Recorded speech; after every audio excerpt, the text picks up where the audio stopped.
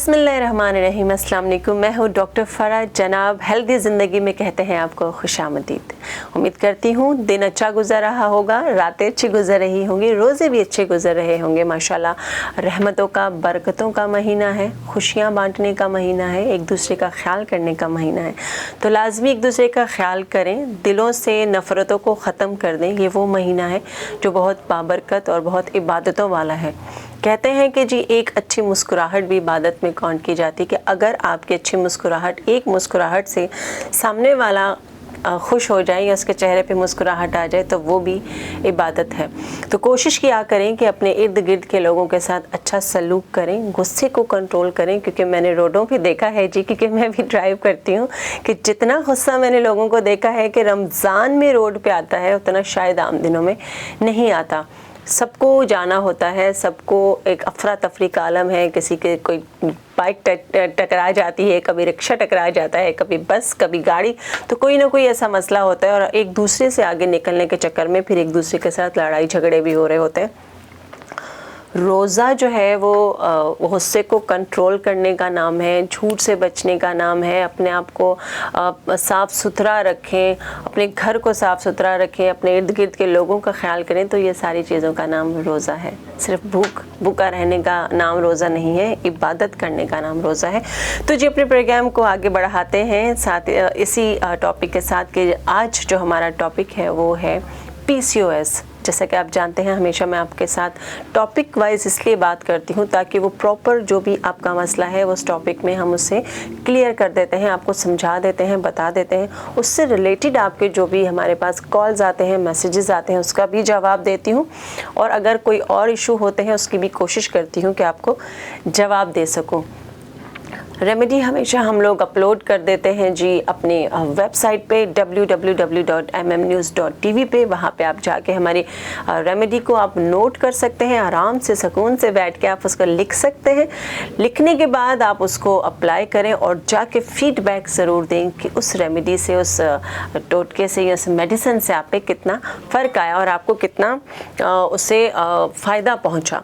तो आपके फीडबैक का इंतज़ार रहता है। आप फेसबुक पे हमारा ये प्रोग्राम देखते हैं और देख सकते हैं, यूट्यूब पे भी देखते हैं और देख सकते हैं। और अब तक अगर आपने हमारे यूट्यूब चैनल को सब्सक्राइब नहीं किया तो ज़रूर कर लीजिए, ताकि आपको मज़ीद वीडियोस आप तक पहुंचती रहें, आप हमारे साथ राब्ते में रह सकें। स्क्रीन पे दिए गए नंबर पे आप कॉल कर सकते हैं और अपना मसला बयान कर सकते हैं।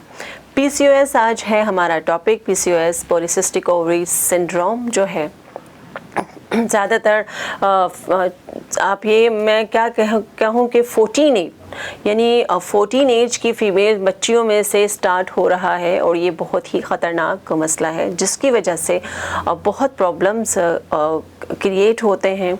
जैसे कि आप बहुत से चैनल्स में देखते हैं, बहुत से आपने न्यूज़ में देखा होगा, बहुत जगहों पे आपने पढ़ा भी होगा, लेकिन अब तक आप इसको कंट्रोल कर नहीं पाते हैं। उसका रीज़न क्या है, ये आज मैं आप लोगों को बताऊँगी कि रीज़न क्या है कि उसको आप क्यों कंट्रोल नहीं कर पाते। आप मेडिसिन लेते हैं लेकिन फिर भी असर नहीं होता। एक तो लाजमी आपने अपना जो ओवरी है उसका अल्ट्रासाउंड ज़रूर करवाएं, ताकि आपको अपने ओवरी का जो साइज़ है वो मालूम होना चाहिए।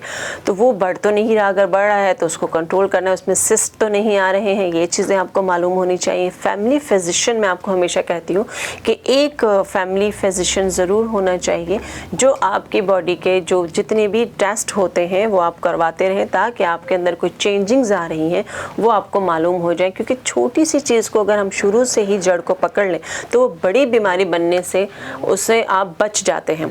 तो जी पॉलीसिस्टिक ओवरीज जो है, PCOS जिसको हम कहते हैं, ये असल में आप इसको किस तरह कंट्रोल कर सकते हैं। आपका लाइफ स्टाइल, आपका खाने पीने का तरीका, आपकी एक्सरसाइज, ये सारी चीज़ें मिला के आपकी PCOS को कंट्रोल कर सकती हैं।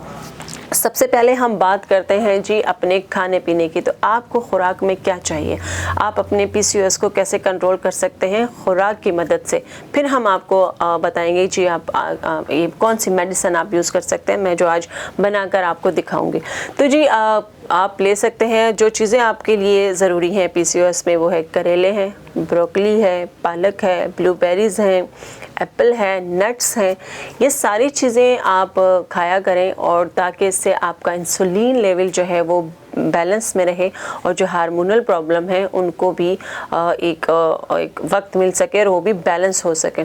साथ ही साथ आप अपनी एक्सरसाइज की तरफ आएंगे, क्योंकि एक्सरसाइज आपके लिए बहुत ज़्यादा ज़रूरी है। मैं हमेशा प्रोग्राम में बताती हूँ, वो वैसे ही आपकी बॉडी के लिए ज़रूरी है, लेकिन जिनको PCOS का मसला है वो लाजमी एक्सरसाइज किया करें। कुछ उसके पोस्चर्स होते हैं, कुछ उसके टेक्निक होती है, वो मैं आपको यहाँ बता नहीं सकती करके, लेकिन वो आप अगर YouTube पे देखें तो आपको बहुत सी जगहों पे ऐसी वीडियोस मिल जाएंगी। लेकिन आप एक दो चीज़ें मैं आपको बता सकती हूँ कि आप खड़ा होकर पैरों को हाथ लगाया करें, या आप हल्की सी वॉक शुरू करें और फिर दौड़ भी लगा सकते हैं। अगर आप किसी पार्क में नहीं जा सकते, आपके घर में जितनी भी जगह है आप उसमें भी ये कर सकते हैं कि आप जो एक्सरसाइज आपको बताई जाए आप वो आप कर सकते हैं अपने घर में, या आप अपने घर में ही कोई बड़ी सी जगह देख लें, कोई आप अपना लाउंज देख लें, या आप घर में जो छत होती है उसको देख लें, उसमें आप इतना तेज़ वॉक किया करें कि स्वेटिंग भी होनी चाहिए और आपको पता चले कि आपने काफ़ी ज़्यादा वॉक की है। क्योंकि ज़्यादातर मसला फीमेल्स के लिए ये होता है कि उनको वॉक पे जाने का बड़ा मसला होता है कि पार्क में जाएं, कहाँ जाएं, और आजकल तो वैसे भी रोज़े हैं तो सब लोग थक जाते हैं इफ्तार के बाद। तो अगर आप सुबह फजर की नमाज़ पढ़ के जाएँ तो ये ज़्यादा अच्छा होगा आपके लिए। इसके अलावा हार्मोन्स को बैलेंस करने के लिए आपको मैंने बताया कि आप किस तरह की खुराक का इस्तेमाल करना आपके लिए ज़रूरी है, क्योंकि अगर हार्मोन्स बैलेंस नहीं है तो आपके साथ मसाइल ज़्यादा पैदा हो सकते हैं। उसकी वजह से क्या क्या चीज़ें होती हैं, आपका मोटापा। मेरे पास कुछ मैसेजेस भी हैं, वो भी मैं शामिल कर लेती हूँ, और मैं भी आपको बताती रहूँगी कि क्या सिम्टम्स आते हैं। हिरा ने कहा था कि वज़न तेज़ी से बढ़ रहा है और मुझे समझ नहीं आ रहा कि क्यों बढ़ रहा है। हीरा, एक दो आप अपना थायराइड का टेस्ट करवा लें, क्योंकि अगर थायराइड बढ़ा हुआ हो तो भी ये मसला होता है। खुदा नास्ता यूरिक एसिड बढ़ा हुआ है तो भी यही मसला होता है। और अगर आपको PCOS का मसला है, हार्मोन्स बैलेंस नहीं है, तो भी आपका वेट जो है वो तेज़ी से बढ़ता है और आपको पता नहीं चलता, वो कंट्रोल नहीं होता है। तो मैं आपको आज जो मेडिसिन बताऊंगी वो आपने इस्तेमाल करनी है और फिर आपका फीडबैक मुझे चाहिए होगा। और साथ ही साथ कॉलर भी हैं। अस्सलाम वालेकुम जी। हेलो, अस्सलाम वालेकुम जी, कौन बात करिए? मैं बात कर रही हूँ अरूज भट्टी, कराची से। जी अरूज, कैसी हैं आप? ठीक है, मैं बिल्कुल ठीक हूँ। मुझे आपसे एक सवाल करना था जी। मैं PCO की पेशेंट हूँ, ठीक है। तो अब उसके अंदर ना वेट का मुझे बहुत इशू आता है कि कुछ भी कर लो लेकिन वेट कंट्रोल नहीं हो पाता। तो अगर उसके आप कुछ ट्रिक्स या टिप्स दे देती तो बड़ी मेहरबानी होती आपकी। अच्छा ठीक है, मैं अभी लाइव यही इसी टॉपिक पे हम बात कर रहे हैं। एक हमारे पास मैसेज भी था, उनका भी वेट का मसला था, तो आप भी लाइव प्रोग्राम देखें अरूज। मैं आपको बता रही हूँ आप किस तरह कंट्रोल कर सकती हैं। बहुत शुक्रिया आपकी कॉल करने का। कॉल करते रहिए, अपने मसाइल हमसे शेयर करते रहें ताकि आपको उनका हल मिल सके। और मैं आपसे हमेशा कहती हूँ हर चैनल पे जहाँ पे भी आप मुझे देखते हैं कि जो भी आपको मेडिसिन बताई जाती है वो आपके अफादियत के लिए होती है। आप उसका इस्तेमाल करें 1 महीना 1.5 महीना। अगर आपको लगता है कि जी उसमें कोई ख़ास फ़र्क नहीं आ रहा या बहुत कम आ रहा है या बिल्कुल भी नहीं आ रहा, तो इसका मतलब ये है कि आपको लाजमी अपने एग्ज़ामिनेशन के लिए यानी डॉक्टर के पास जाने की ज़रूरत है। तो डॉक्टर के पास आप ज़रूर जाएं, ज़रूर बताएं, अपना मसला डिस्कस करें और साथ ही साथ ये रेमेडीज़ भी आप इस्तेमाल कर सकते हैं। एक और बड़ा मसला ये होता है कि अगर आपके हार्मोन्स बैलेंस नहीं है, आपका PCOS का मसला है, तो आपके फेस पे फेशियल हेयर्स बहुत ज़्यादा हो जाते हैं। मेरे पास ऐसे भी पेशेंट आती हैं कि जिनके फेस पे अच्छी खासी मर्दों की तरह की दाढ़ी बन जाती है, तो मुझे बहुत तकलीफ़ होती है उस टाइम। छोटी छोटी एज की बच्चियाँ होती हैं और यकीन करें कि 2-4 बच्चियों ने तो उनको नहीं समझ आया। अक्सर छोटी एज की बच्चियाँ होती हैं, उनको इतना पता नहीं चलता, 14-15 साल की, तो उन्होंने जो जेंट्स का शेविंग रेज़र होता है वो उसका इस्तेमाल कर लिया, तो उसके बाद तो बहुत ज़्यादा आपका बाल मोटा हो जाएगा, तो वो दाढ़ी बहुत ज़्यादा ख़राब होगा फेस का, जाहिर सी बात है।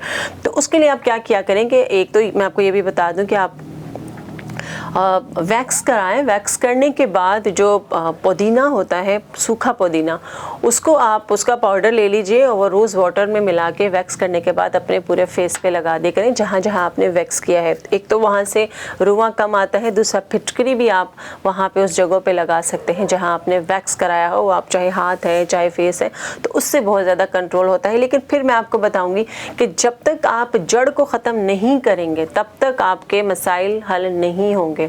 अगर आप मेडिसिन या कोई भी चीज़ खाने से या अपना लाइफ स्टाइल हेल्दी नहीं करेंगे तब तक आपके मसाइल हल नहीं होंगे। तो चलते हैं जी अपने आज के रेमेडी की तरफ। यहाँ पे मेरे पास है जी दालचीनी का पाउडर है। यहाँ पे दालचीनी को आप, इसका पाउडर आप ख़ुद भी बना सकते हैं और पंसार से भी ले सकते हैं।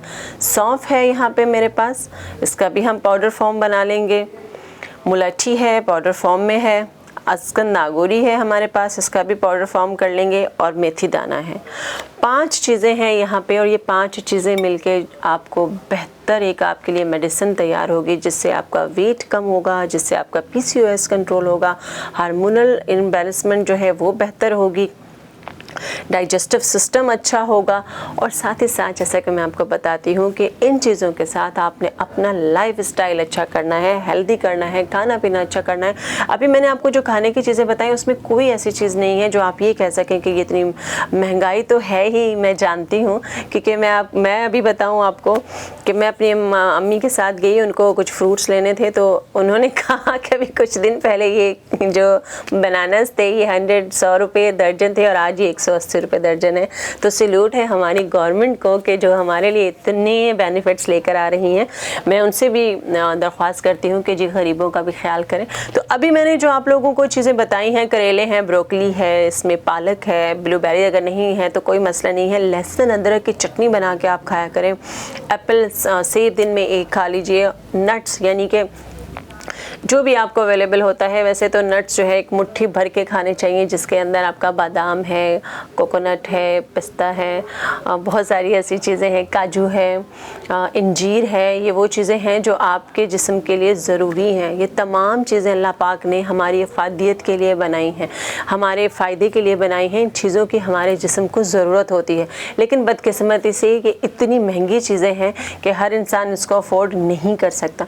तो जो ये चीज़ें अफोर्ड नहीं कर सकता वो सब्जियों से अपनी सेहत को बरकरार करें, वो सब्जियां खाए। अच्छा, बनाना भी आप खा सकते हैं, वो तो मैंने अभी बताया बहुत महंगा हो गया है, लेकिन जितना आप अफोर्ड कर सकते हैं उतना आप कर लें।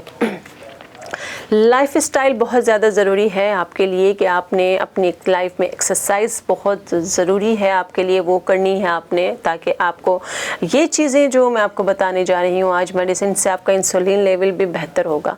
तो चलें जी अपनी मेडिसिन बनाते हैं। ये ले लेती हूँ मैं मेथी दाना, 2 चम्मच मेथी दाना ले लूँगी मैं। इसी तरह 5 से 6 ये जो अजगन नागोरी के स्टिक हैं ये मैं इसमें ले लूँगी।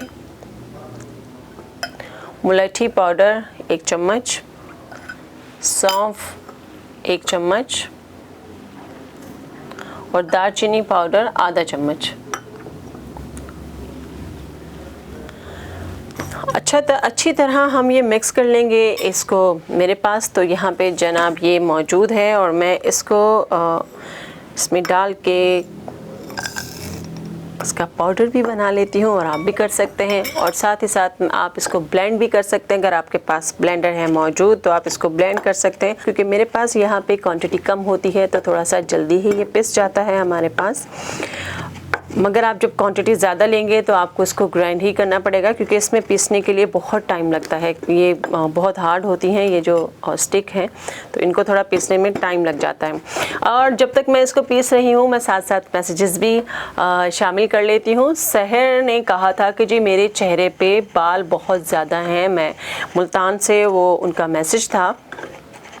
सहर मैंने आपसे अगर आपने प्रोग्राम शुरू से देखा है तो मैंने उसमें बताया कि अगर ये मसला है, आपका PCOS का मसला है, तो फेशियल हेयर जो है वो फेस पे बहुत ज़्यादा आ जाते हैं, या आपके हाथों के बाल भी बहुत ज़्यादा हार्ड होने लगते हैं।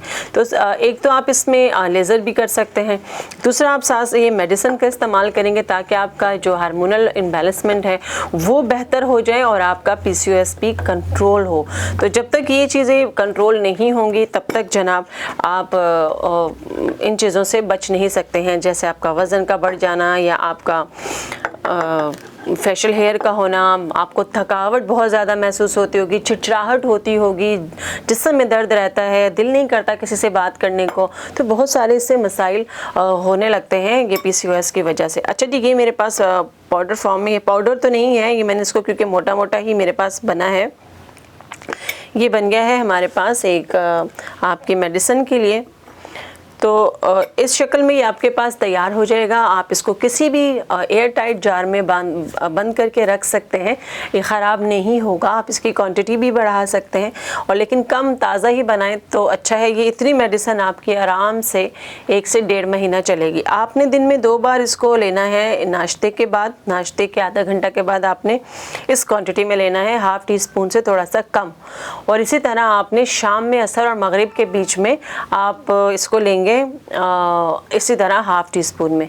तो ये आप देखेंगे कि इंशाल्लाह आपका PCOS जो है वो काफ़ी हद तक कंट्रोल होगा। लेकिन उसके साथ आपको मुझसे वादा करना होगा कि आपको एक्सरसाइज करनी है, आपने अपना जो खाने पीने का तरीका है वो बेहतर करना है, यानी करेले, ब्रोकली, पालक, ब्लूबेरीज, लहसुन अदरक की चटनी, ये चीज़ें आपने खानी है, इस्तेमाल करनी है।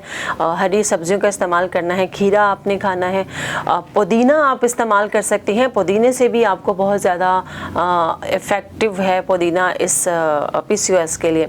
आप पानी में उसको डाल दें, बॉईल ना करें। आपका जो पीने का पानी है 5 से 6 या 10 पत्तियां अच्छी तरह वॉश कर लें ताकि उसमें से मिट्टी हट जाए। वो आप पानी के जग में डाल दें, सारा दिन पानी वही पिएं। अगर रोज़ों की बात की मैं बात करें सारा दिन, लेकिन रमज़ान जो है, जब रमज़ान है तो आप सहरी में पिएं, और अफ्तार के बाद जब तक आप जाग रहे हैं आप वो पानी पी सकते हैं। तो कोशिश करें बड़ा गोश्त आप ना खाएं, बादी चीज़ों का इस्तेमाल आप ना करें, जिसमें आलू है, माश की दाल है, चावलों का इस्तेमाल कम करें।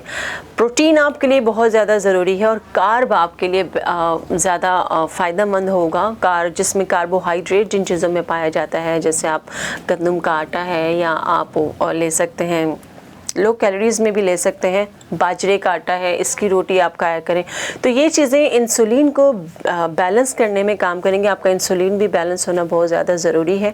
तो ये चीज़ें सारे मिलके आपके PCOS को बेहतर करेंगी। पॉलीसिस्टिक ओवरीज एक बड़ा मसला है, बहुत कॉल्स आती हैं, क्लिनिक में भी बहुत पेशेंट आते हैं, और अगर मैं इसको हिसाब लगाऊं तो कोई 18% जो फीमेल हैं वो इसमें मुब्तला हैं। तो चिकन जो हम कहते हैं कि जिसकी जो अच्छी फीड अच्छी नहीं होती है और उसकी वजह से भी ये मसला आ रहा है, तो चिकन को भी आप अवॉइड करें, उसकी जगह आप फ़िश खा लिया करें हफ्ते में 2 बार। और इसके साथ ओमेगा 3 लेना आपके लिए बहुत ज़्यादा ज़रूरी है, जो अलसी के बीज में बहुत मिकदार में पाया जाता है, वो आप खा सकते हैं। ओमेगा 3 के टैबलेट्स पे आती हैं, वो भी आप ले सकते हैं। लेकिन मैं आपको प्रेफर करूँगी कि ओमेगा 3 जिन चीज़ों में पाया जाता है, जैसे एवोकाडो में पाया जाता है, आप एवोकाडो खा सकते हैं, उसके वो चीज़ें खाएं जिनमें ओमेगा 3 आपको मिलेगा। वो चीज़ें लें जो प्रोटीन है, जैसे चॉकलेट आपके लिए बेहतर है, चॉकलेट आप खा सकते हैं, उसमें काफ़ी हद तक प्रोटीन पाई जाती है। और वो चीज़ें जैसे बकरे का गोश्त आप ले सकते हैं, तो वो बहुत से सब्जियों में प्रोटीन पाया जाता है। बहुत सी ऐसी चीज़ें हैं जो आपकी बॉडी में जाके फ़ायदा देंगी। तो जनाब, इजाज़त चाहती हूँ आप लोगों से। उम्मीद करती हूँ आज का प्रोग्राम आपको पसंद आया होगा। एक नए टॉपिक के साथ आप लोगों से फिर होगी मुलाकात। इजाज़त दीजिए, तब तक डॉक्टर फ़रा को अल्लाह हाफ़िज़।